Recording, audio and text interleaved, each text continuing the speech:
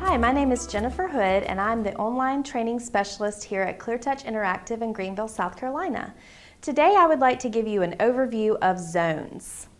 If I open Snowflake onto the spindle where it says Tools, I can find the Zones app.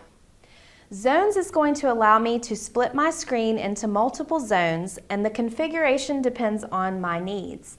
We have different options here from 1 zone all the way up to 4, and this last zone here is the one that's used for tabletop mode if you have a compatible panel.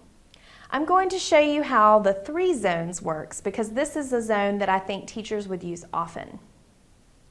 So on this zone over here, I'm going to open a Canvas file, which is our whiteboarding software. Up here, I'm going to open up the lessons community so that I can pull up a lesson activity from my list.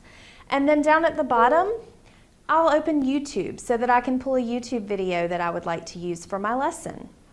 You can have all 3 zones open at the same time, or you can maximize one at a time. If I use the small Q corner menu here and hit full screen, that will take that particular app full screen.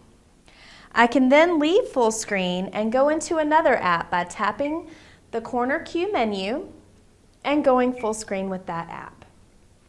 This is a great way to have multiple activities open at once and be able to toggle quickly and easily between activities.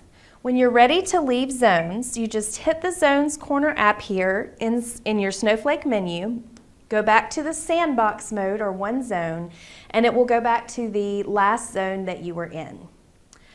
This has been a brief overview of zones. If you would like to know more about how to use zones, you can follow the links below, or you can go to Academy, which is through getcleartouch.com. It's a free resource for step-by-step videos and PDF guides. Thank you so much for joining me, and I'll see you next time.